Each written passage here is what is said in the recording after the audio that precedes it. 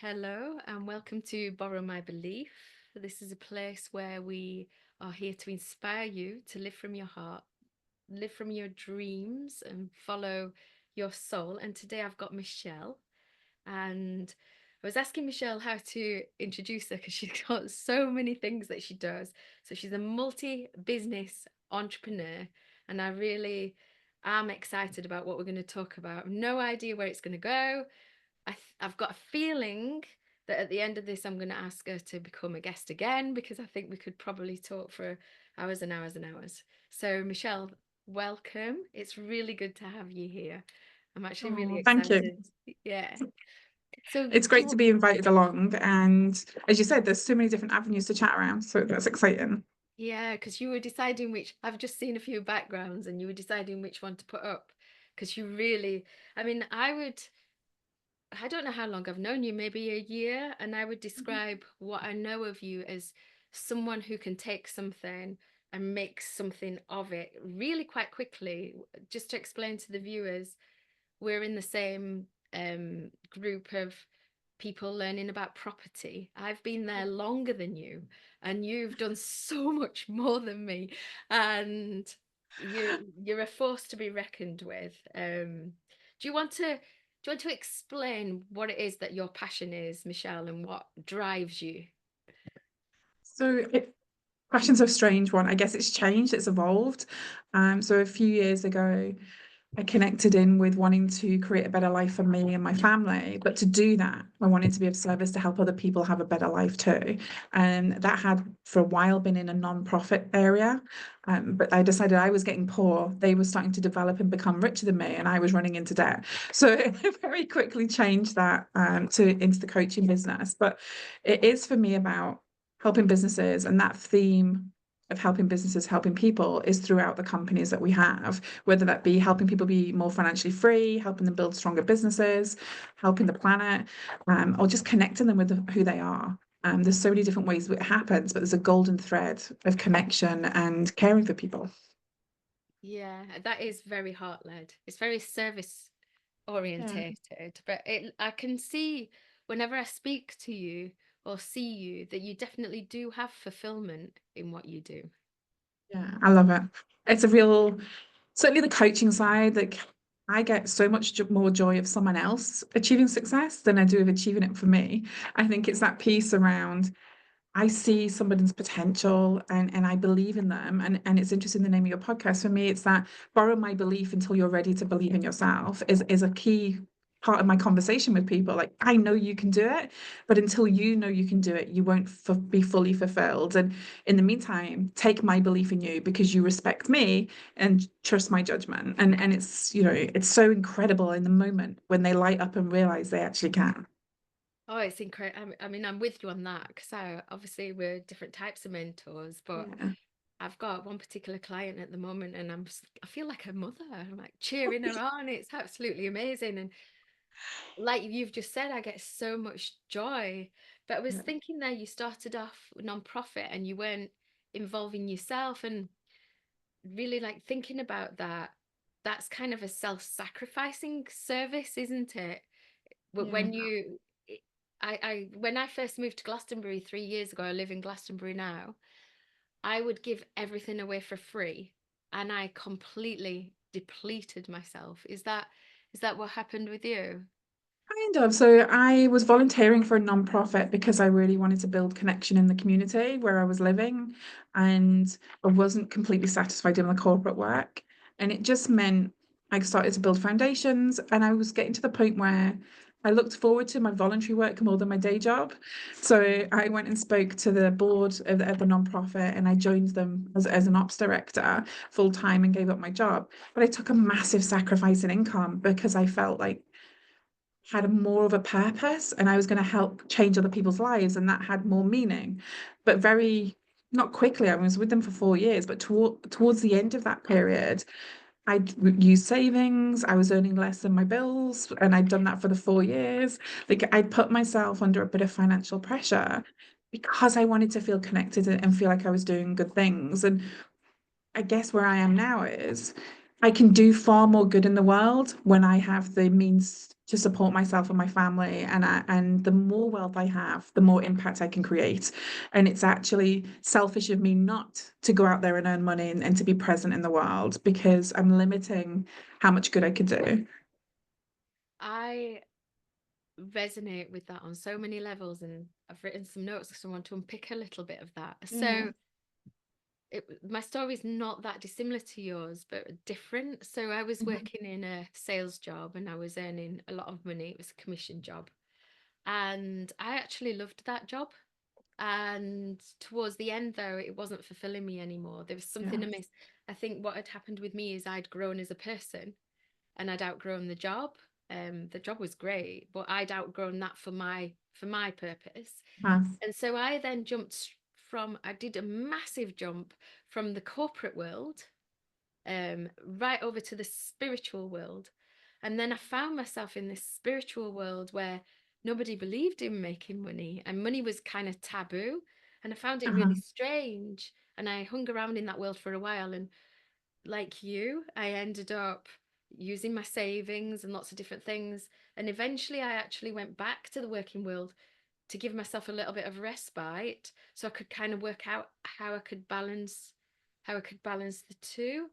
And it's about having your own cup full, isn't it? And um that you said something about being selfish is actually serving. Do you want to expand on that? Yeah, so I mean, I talk to clients now and at events now, and I say, if you are the best version of you, then you're showing up for the world in the best way, and that could be your family, your partner, the people in your circle. But sometimes that means being selfish and putting your needs first. Mm. But not doing that is actually detrimental to the people that you care about. And I think certainly women are very keen to go, I'll go without. Or you need me to do something. So I'll not go to the gym because you need me to find your football socks. Like whatever it is, it's that whole Yeah. thing of we'll put other people's priorities above our own, even if we decided something was a non-negotiable for ourselves because we really wanted to make a change.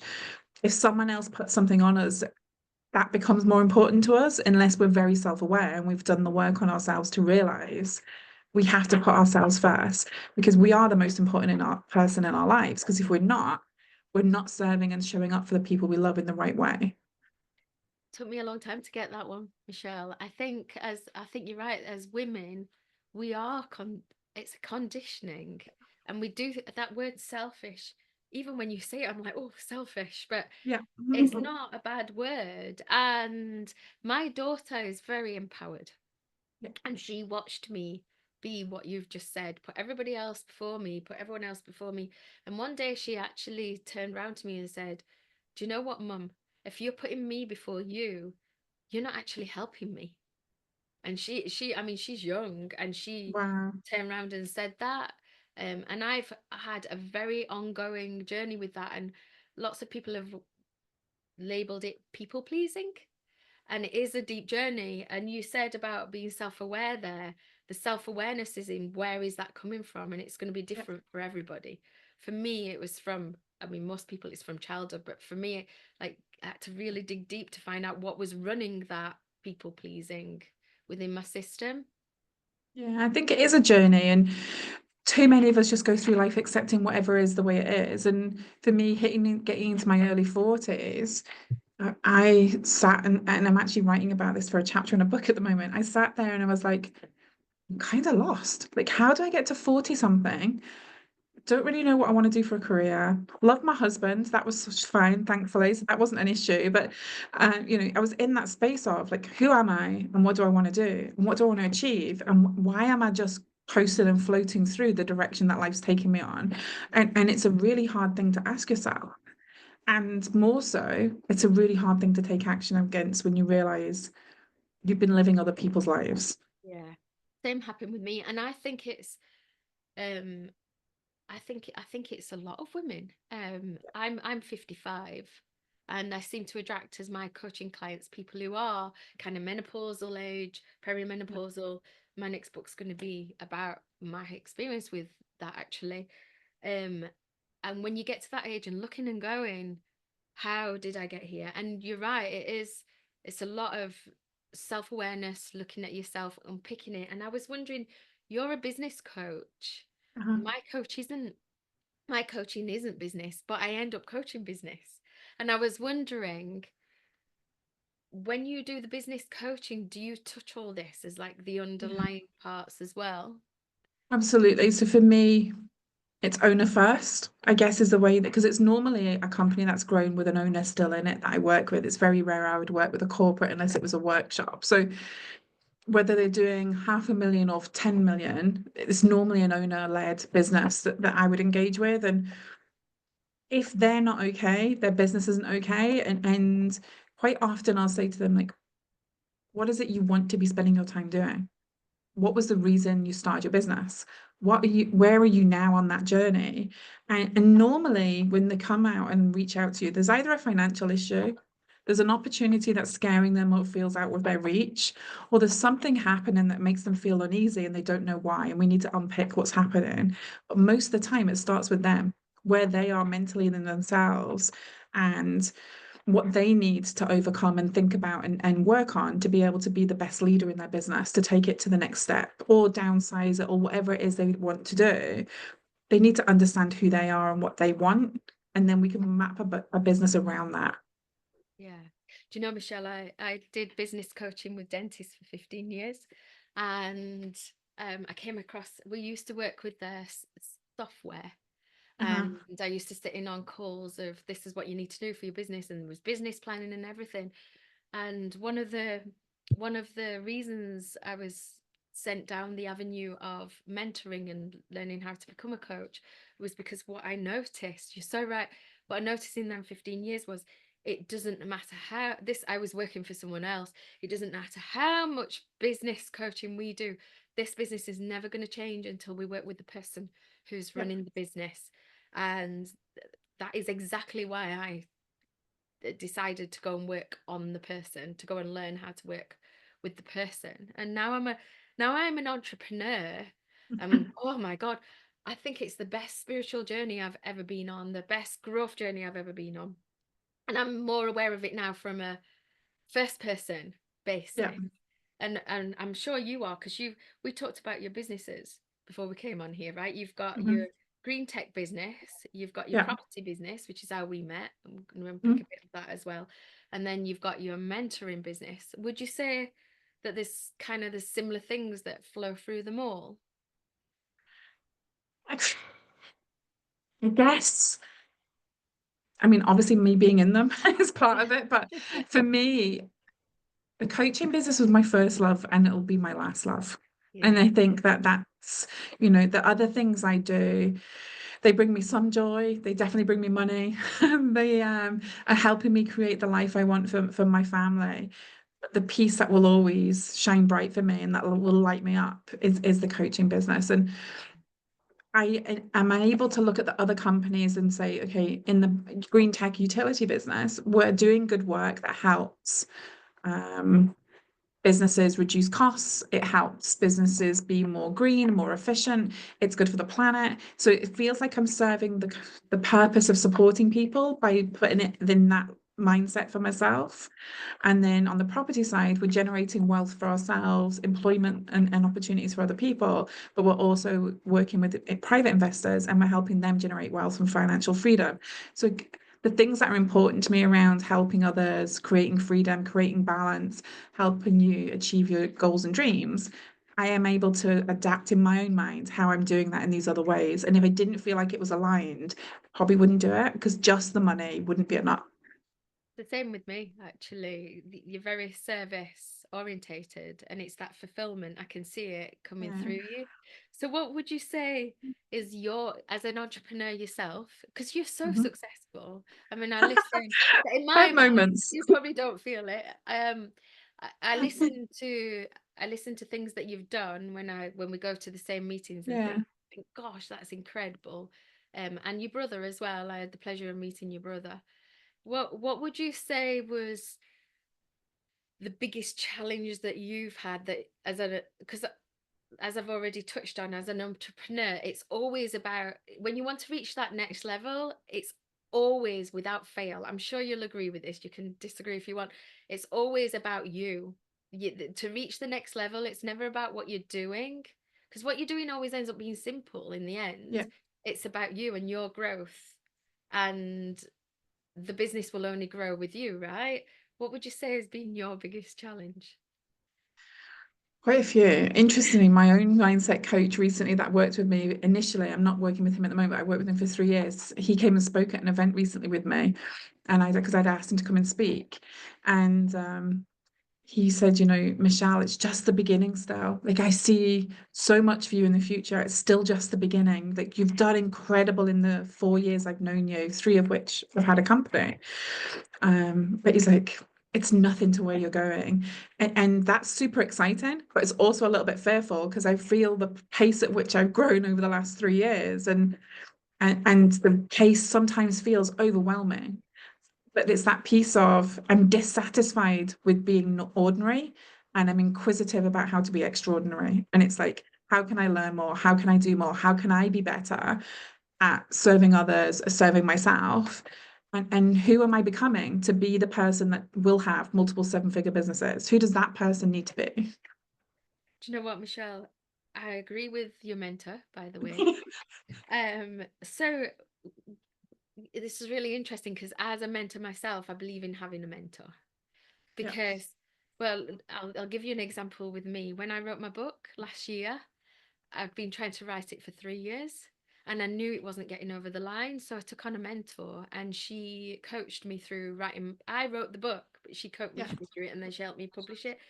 And towards the end, I made up so many stories where I had to delay this publishing of this book. And she just threw it all back in my face. Remember you said this, remember you did that, remember you yeah. did the other. And so even we as mentors can see our clients, right?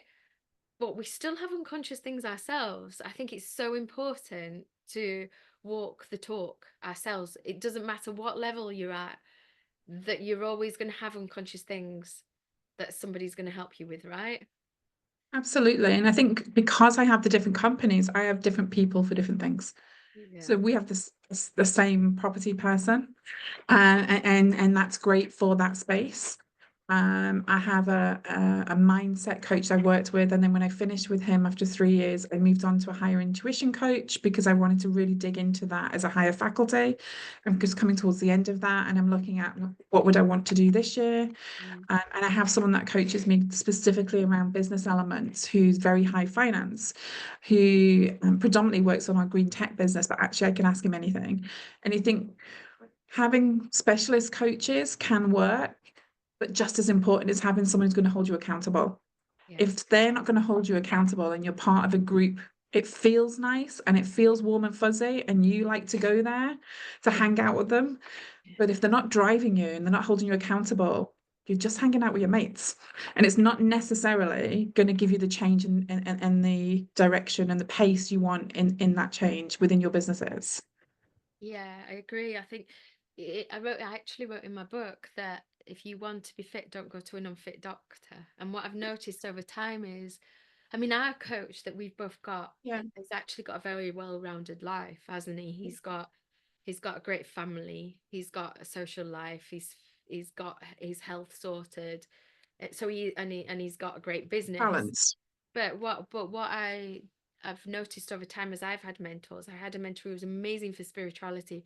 I couldn't have wished for a better mentor to teach me all the elements of that. I had for 16 months. But when I visited him, is the rest of his life was a shambles. So why would I have been mentored in another area is what I'm saying. So Yeah, but he was like second to none in that area. And I think it's important to do. I haven't always done my due diligence in the past, and it can be yeah, disappointing. And I think I've learned that from our mentor just now, actually, that to do your due diligence to check that they've already done what you're looking to achieve. I mean, certainly when it comes to business coaching, you have done what you're coaching. You've been there, you've yeah, done absolutely. It's that putting into practice. Is it someone yeah, who's got great marketing skills and can make something look really good? Or is it someone who's been in the sort of on the ground doing the hard work, having that pressure of can we pay the VAT bill, having that pressure of can we pay the wages. And when you first start off in business, knowing how it feels to be all things. Like the first 18 months, I did my own social media posts. I hate them. I am not a social media post person, but I was religious and consistent. And then I stopped doing it for the coaching. But when we started the property business, I didn't have the funds to put someone in to do it. So I was back to doing my own marketing. And it's about being able to do all things, but know where it's worth you spending the time and where you get the most value for yourself. And as soon as you can release those things, because they're not making you happy, they're not bringing you joy, and nor are they as good as someone else is going to do them, let's be honest. You should do that and have faith that the money will come to cover the costs of the things that you need. Otherwise, the opportunity wouldn't have been there. Yeah, because you're not going to grow unless you actually start to delegate. Yeah. But interesting enough, from having done the social media yourself, at least you know what to ask for. At least you know this is the way I want it. This is how it needs to be. The other thing as well is do you know when we talked about before when I said that I did things for free, and I noticed that people aren't invested either. That when Yeah. they've paid for, I mean, our coach, I feel like I've paid my life savings for my I feel coach. like I paid his flight to his holidays. And then I mean, this has been, but do you know something? Boy, does it make me sit up. The boy, has it made me You do. want a return on your investment. Yes, yeah. But That's what it comes down to. mine's coming a completely different way to what I expected, funnily enough. So my return on investment hasn't come in the way so it's that trust as well. Yeah. My return on investment hasn't come in the way that I initially signed up for. But I think that's partly because you're open to intuition and Yes, universal energy and all the other yes, things that that particular group would think were a bit woo-woo. And yes, me from 4 years ago would have gone, yeah, okay, as long as it works for you. yeah, But now I'm much more aligned with that. And it's easier for me to say, it doesn't matter about how you achieve the thing. What matters is that you achieve the end goal. yes. And for you, you found a way that works for you, that resonates with you, that feels good for you, and is helping and serving others. And that's all that matters.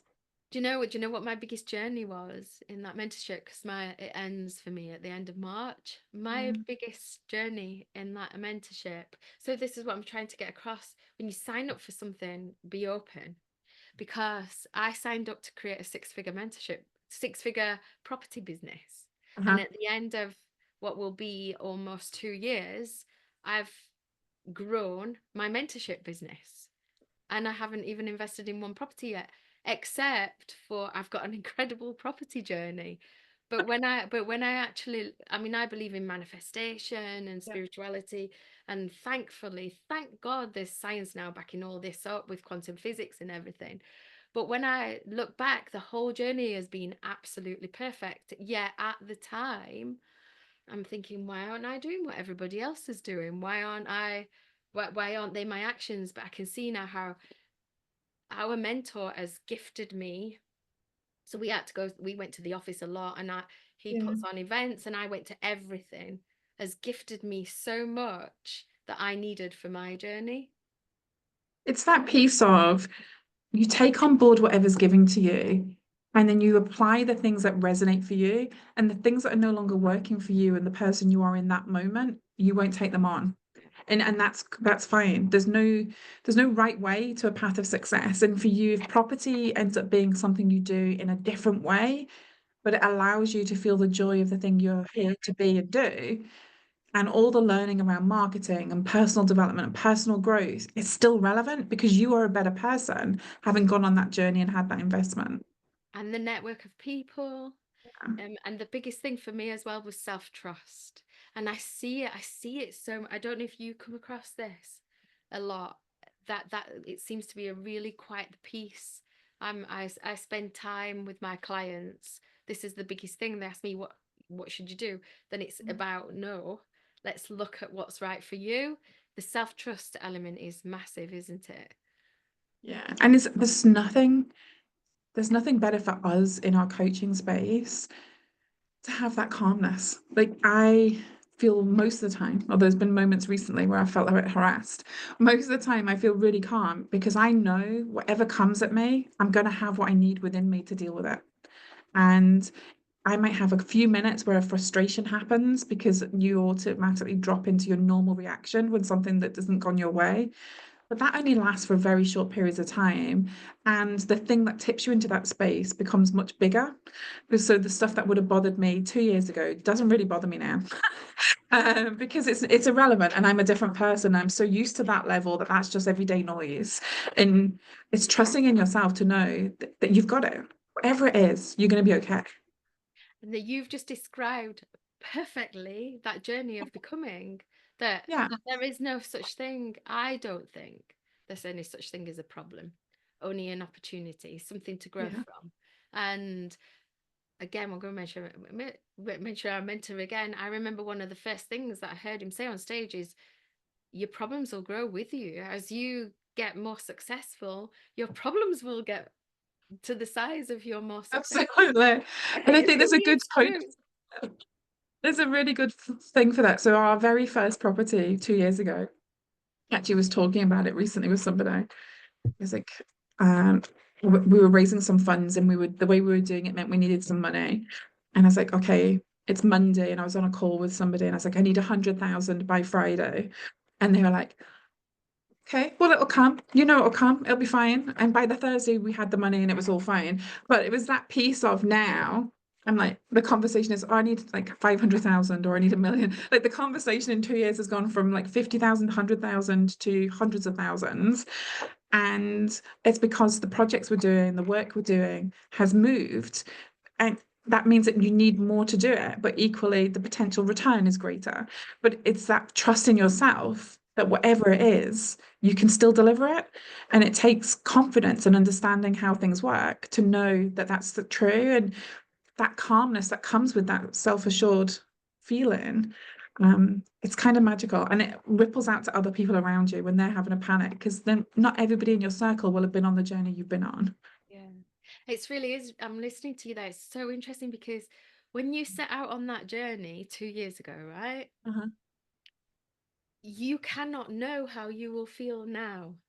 No. You're not the version of you now.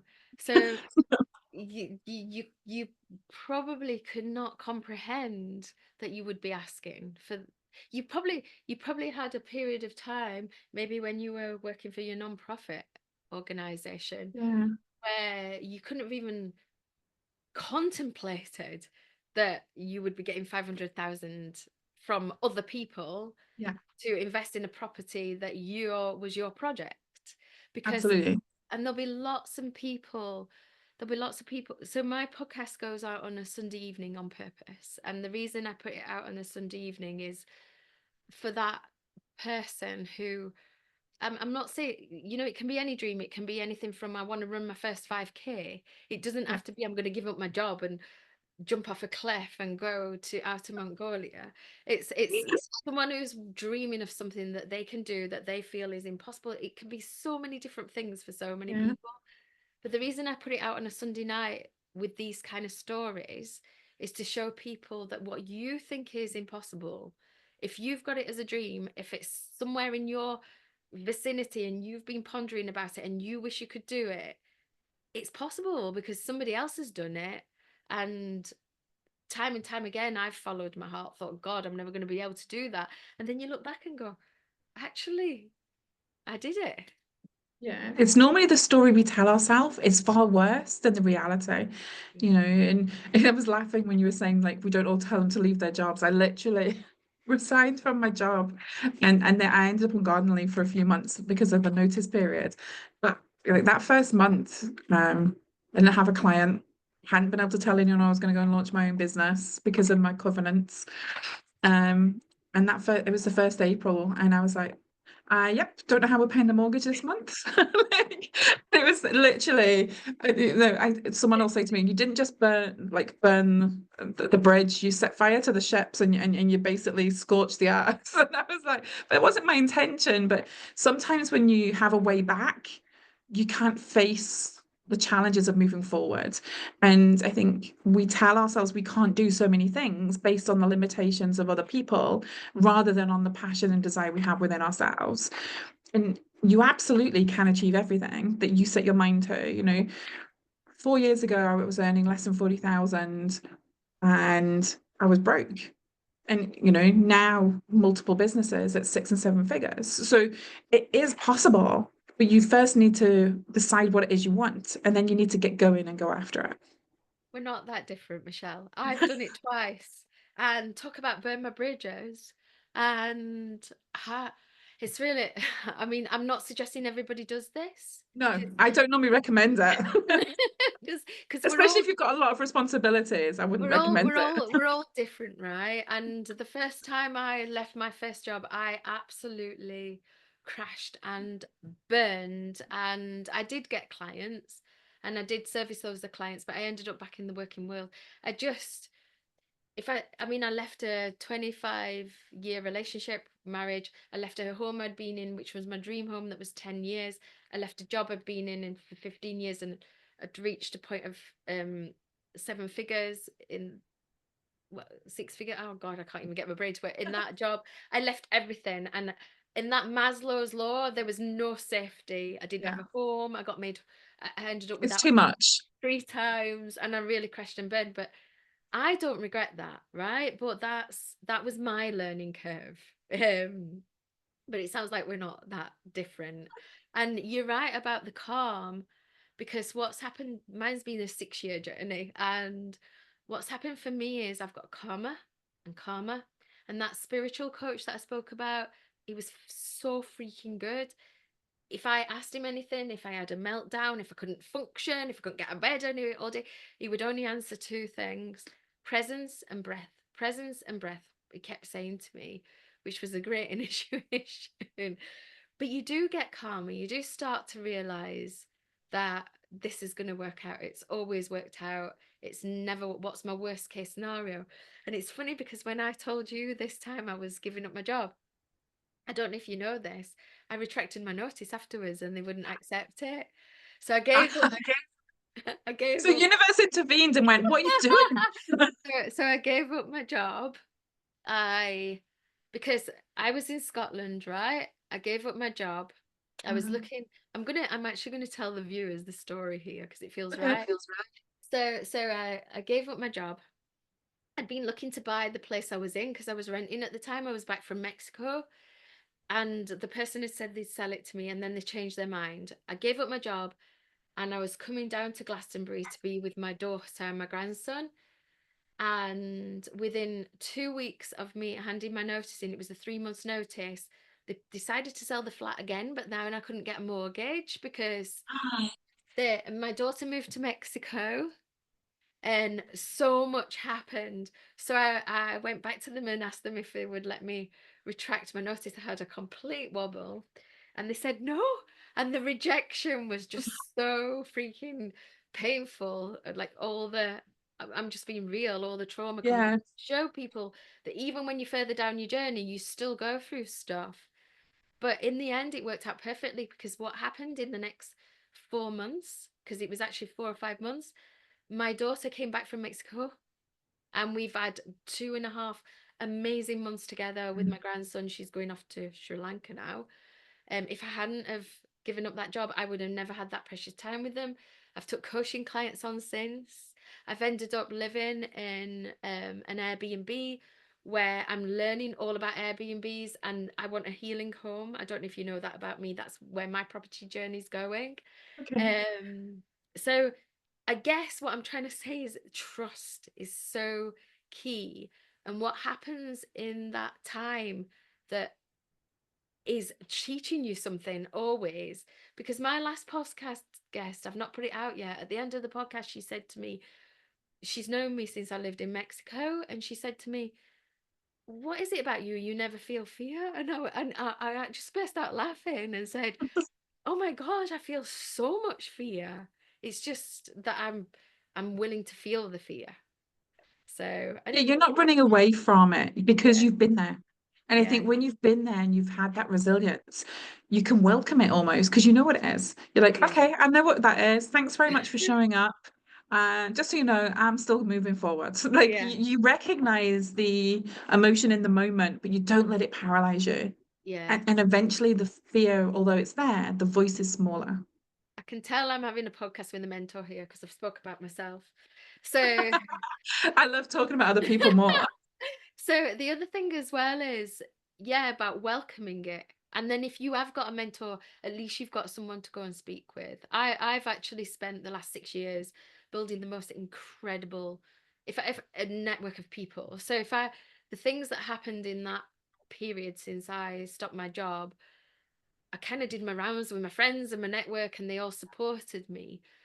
But if I look back 6 years ago, there would have been nobody to understand me. There would have been nobody to support me.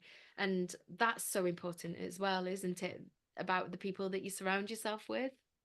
Yeah, I think it's a mixture. So I have probably quite a small group of very trusted people.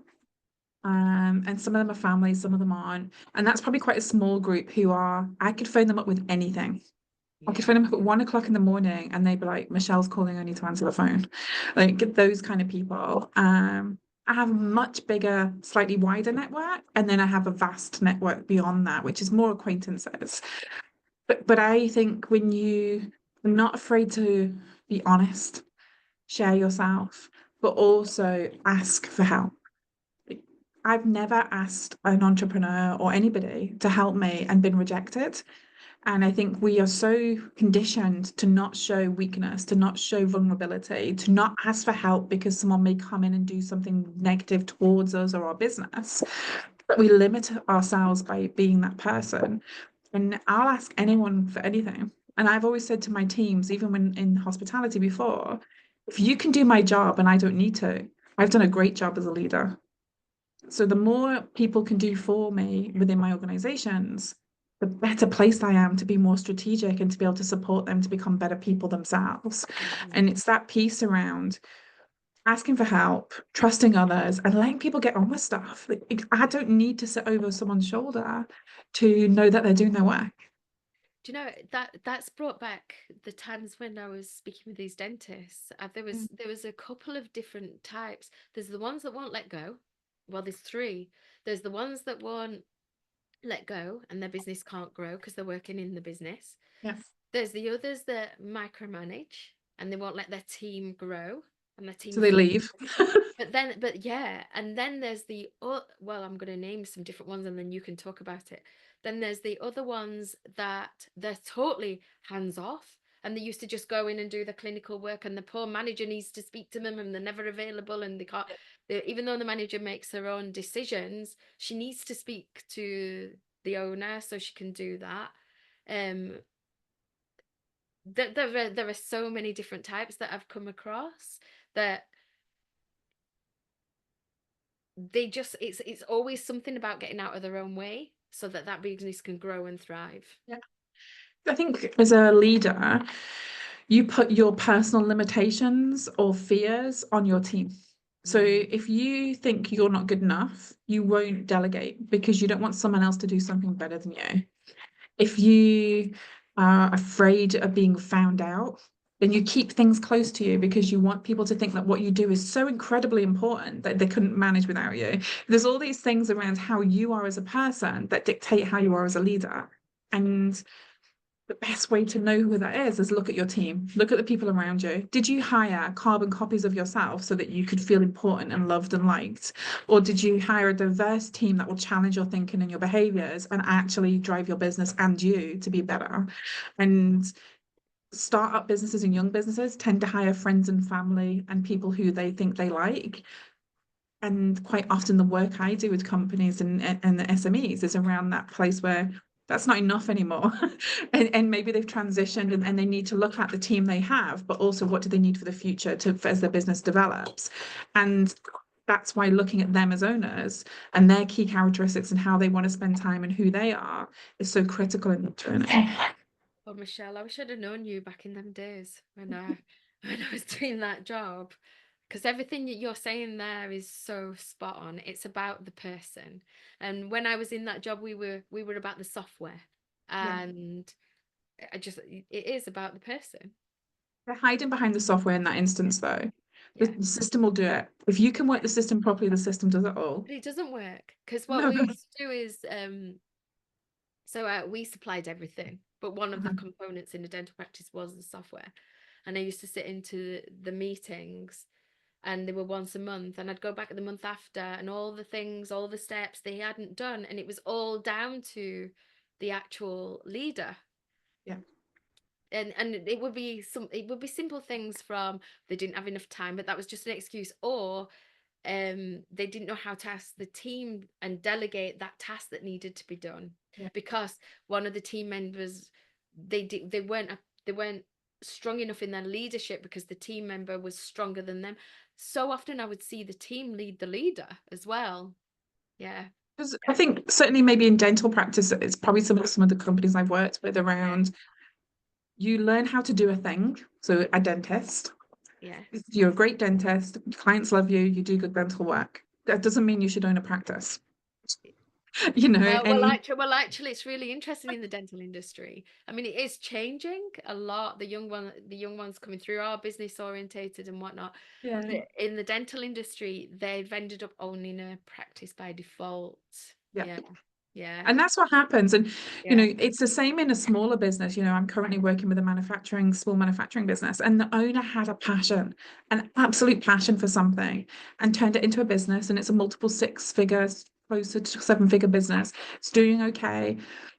But the owner's passion for the business is dead because the thing they love doing isn't what they now spend their time doing. yeah. Oh gosh, yeah, yeah, yeah. You I've know, and seen tapping actually into that's important. what I've seen in the property world and what I've been very aware of, because there's people with multiple businesses in that Yeah. world, is I've seen people, and I've been very aware of this and very careful I'm not doing this. I've seen people who've left jobs thinking that they are going to have freedom, and they've Yeah. built a noose around their neck. It's incredibly scary. And I understand how we all get hyped up on the first day you go to a training session and someone says, you could have six figures in the next 12 months and leave your job if you invest in something. And I'm not saying just about that particular program, there are other ways and other things that happen, even to coaches, to be fair. Like I've had a coach say, you know, invest 25 grand on working with me and you'll get this result. You know, people can make promises to you, but you still have to turn up and do the thing and take the action. And I can't guarantee you a result because I can't guarantee you're going to do the things we talk about. I can Yeah, tell you if you follow the guidance and you listen and you take action and you do the things, you should get the result.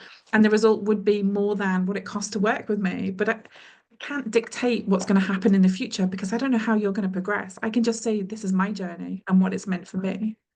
yeah. I always strip it back when I'm working with people. I strip it right back to what resonates with you, what are Yeah. you passionate about, because it boils down to that why. What's I mean, look at me, 3 years down the line since I first launched my business, and so much has happened. If I didn't have a why, if I didn't know why I was doing it, I wouldn't still be going now. No, it's not easy. And I think it's seen as an easy option Yeah, because people just see the luxury of it. They see, well, you can come and go as you please. You don't have to work 9 to 5, Monday, Friday. I'm like, nope, I work 6, 7 days a week. And quite often 10, 12 hours. Like it's not all it's perceived to be. And people only ever see the good stuff. They never see the work behind it. yeah. And that, I mean, I've got an accountability group at the moment, and Yeah. that's what I've got at the moment. But again, even with an accountability group, I've done these things in the past.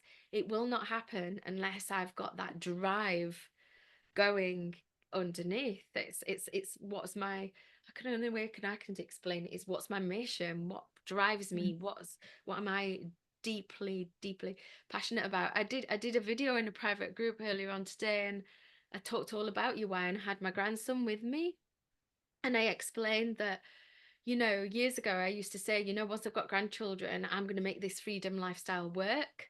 Yeah. And my grandchild came along, and it didn't drive me. That actually didn't drive me. It was a real surprise because my why had to come from within. It had to be something that I was passionate about, that I was going to show up. And also, what I've been really contemplating on a lot recently is the joy is in the journey. It's Yeah. all about the journey. Have you had that realization as well? It's not about the Yeah. A few years destination. ago, I Yeah, think, you know what, when you are ambitious is probably the best way to look at it. So when I first, the first year of coaching, for example, I was like, I need to earn 2,500 a month to cover what I've lost. So you hit that milestone, and I was very fortunate. I hit that within a few months, and you're like, okay, so what's the next milestone? So you go up to 3.5, you go up to 5. By the end of that first year, I was like, I want 10 grand months, and I think that happened very quickly. So I'm not, I accept that, and partly because I'd been in the space for a while, and I worked a lot. Like I basically did 6, 7 days that year. Um, but that piece around why you're doing it, what's the purpose of it, is the reason you got up out of bed at 5 in the morning to go to a networking event in Edinburgh when you live in Dundee. It's the reason you did a 14-hour day because you wanted to go and connect with somebody who was only at one event on a specific day on a specific time and you wanted to speak to that person. It's what helps you in those moments of, I just won't bother, to go, yeah, I will, because this is what I want to achieve. And you Yeah. have to keep that focus. You have to, because even now, I have so many things I want to achieve in the world. Some of them are a little bit more connected to soul, some of them around business, but all of them creating freedom for me and benefits for others. And I can only do that if I keep getting up every day on the days that I don't want to and showing up and doing the work. You can't just hope to be People successful. people don't see that part, do they? So discipline. So for example, I said earlier on in this podcast that I would wanted to write my book for 3 years. I'd Yeah. given it a go several times. I knew what I wanted to write. I'd got partway through it, and it wasn't until I took on the mentor to write that book. I had to get up at 4 o'clock in the morning and do it before work, and I had to Yep. break down the words. One day I poured. One day I went get myself a cup of tea, and I poured it over my hand, the boiling water, because I was so tired. But people don't people, and it was such an amazing journey. And I got my book written, and I got it published. And my friend used to say, people see the overnight success, they don't see the 10 years that went before it. I think you do end up in a time where you don't have to do as much. You do end up with more freedom, but it's that you're having to change your whole habits. You're having to change everything you do. It's the discipline that it takes to do that, isn't it? Yeah. And knowing that you're doing it for you and the people in your life, you Yes. know, it's a lot easier when you first get going to do it because you're doing it for the people you love, because you're more willing to do it in that point when you're trying to change your beliefs and your mindset than just you want to do it for yourself. Yeah. So those first 6, 12 months to be like, I'm getting up at 6 in the morning because I'm doing this learning and I'm developing myself so I can get this work and meet these people and do these things and be better and attract people and work with the people I love and do all this stuff. Like that's easier when you remind yourself you're doing it to pay for the mortgage for the people you love to live in the house. As time goes on, you do it because it lights you up and it sets you afire and it's who you are and it's your purpose, etc. But everyone needs to find that thing that gets them excited and gives them that fear, excitement balance that makes them want to do whatever the thing is, to move forward. But there'll always be things you hate doing, you just acknowledge that it needs done anyway. So the last thing I want to touch on before we wind up is because you mentioned it twice, and it's Mhm, actually a really big subject, but limiting beliefs mhm. and changing your habits is absolutely key to all of this. Yeah, 100%. And I 3 years of the coaching I had was around that, and we've touched before around that work. So I was working through Bob Proctor's work and Sandy Gallagher's work and the Proctor Gallagher Institute's work with a coach. And I was having 6 a.m. for 3 years and 3 mornings a week. We were on a coaching session at 6 in the morning. And that whole thing around learning who I was and how I'd become the person I was when I felt lost, to then reconnect with myself and who I want to become, and then rewriting all those stories for myself so that I can be who I am now and be happy with that. Yeah, because there's quite a lot of things that I come across at the moment about limiting beliefs, and it makes it look like you can just do this short thing and you can just do this process, and all of a sudden you're I'm not good enough You turns into healed. I'm abundant and I'm everything. It's You've just mentioned 3 years. It really is about digging deep and going in there and getting help as well. And I you think know, it's a lifetime. I, it took me up to the 3 years to become a better person. And then I've done other work in that last year around intuition. But every day I read things and look at the material around me, and I've got goals written down. I do gratitude. It has to become part of who you intrinsically are as a human being. And you have, for me, I will be a lifetime learner of this kind of material because I'm always conscious as I grow and I change and I develop and I become the new thing of me. I want to go to the next level, which means I need to continue to work on myself. Or it'd be very easy for me to go back and be the person I don't want to be. Yeah, I agree. For me, it was 2 years of I've said it on podcast before, 2 years of psychotherapy, 16 months of being coached by one person. Then I did the intuitive work that you've done. Yeah. And so for me, it's an ongoing. At the moment, I'm doing some other stuff around self-love and energy work at the moment, very much looking into the physical now, me, Yeah. and because there's the spiritual, there's the physical, there's the brain. I've done the mind powers stuff with John Kehoe. Yeah. Um, so there's always something, isn't there? Absolutely. And it's about being curious. Yeah. Whatever thing is making you be curious about it, go and explore more of that. And then when you feel like you've had as much of that as you want, start looking to see what else is engaging you.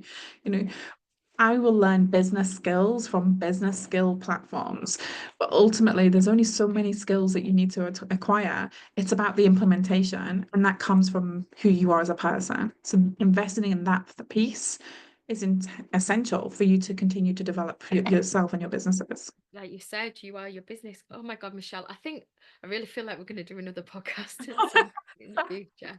So I ask the same two questions at the end Okay. of all my clients. So the first question is, if you could go back to yourself anywhere on your journey and you could give yourself some words of wisdom, where would you go to and what would you say? That's so hard just because I am the person I am today because of everything that's happened before. Yeah. And I love who I am today. Like there's elements I'd like to be a little bit thinner and a little bit healthier, but ultimately the person I am inside is as a result of the journey. And I don't think I'd ever want to change who I am right now and the life that's ahead of me on the back of that. So probably the only word thing I would say is believe in yourself sooner. That's amazing. That is amazing. The whole of that answer was amazing. And if you could pay forward any one piece of wisdom to our viewers, um, and thinking about also, you're going to be doing, let's just mention this right now, you're going to be doing an event as well. So if you could pay forward anything, I know this is for women, your event, but It for our is, yeah, I'm going viewers, to. what piece of wisdom, what pearl of wisdom would you want to get out there? Probably, yeah. So for me, the big change came when I made a committed decision to change. I think Mm, my big piece would be decide what it is that you want in your life and then go after it because you can keep hoping and wishing, but until you're really clear about what you want, whether that be holidays, house, job, career, business, whatever it is within your wheel of life, work out what that is yeah. and then don't accept anything less because you're worth what it is you want to achieve. Mm. Oh my gosh, yeah. I mean, God, we could do a whole podcast on that. And for those people that, you know, don't know what they want, but they want to know what they want, what would you say to them? Probably just have a conversation with somebody. Even for myself, like I do a 15-minute, no cost, no whatever. But it could be a friend, it could be a family, it could be your partner. Sit down and say, what do we want to achieve this year? I did that in January last year. I sat with my husband and said, what do we want to achieve this year as a team? Yeah. Because he's not involved in my businesses, but he's my partner. He's in, we've been married a long time. What do we want? And it was, we wanted to spend a month at Christmas in Portugal. We've done that. We wanted him to retire before he was 60 in the September. We did that. It was the things that we wanted that we wrote down and we committed to, that we brought to fruition. The hopes and the would likes, they didn't all happen. Oh my gosh, and the action. So, when I lived in Mexico, I had a massive realization that there's all this visualizing. It's just as important without the visualizing. Yeah. Then the two marry up, but nobody was acting on anything. They were expecting it just to happen. You know, Yeah, it's for just a nice dream if you don't yeah, do something. yeah. And I did with my clients this year, I created a document and I did their year in review, and it was quite a long document, and I actually filled it out myself because I thought, you know what? Nice. I once had a mentor who didn't live their own work, and I found it so disappointing. You know, that document, I wasn't expecting this, is driving me so much in 2025 because as I Yep. look back at 2024, wow, there's some things I wanted at the start of 2024 that I didn't, that fell off my radar. I'm not having that again. Yeah. Because you gave yourself permission at different points of last year to go, oh, I don't really want that anymore. Yeah. Because it Yeah. got tough or you didn't want to do it. Yeah. And it's okay to let something go if it no longer serves you when you are changing. So if during a year your priorities have changed, you've set new goals, awesome. That's amazing. That's growth. If you just dropped it because you couldn't be bothered, then you didn't really want the thing or deserve the thing in the first place. Yeah. Perfect. Brilliant. Oh my God, Michelle, it's been brilliant having on you. Thank you. Thank you for joining me. I've loved it. Thank you very much. Thank you.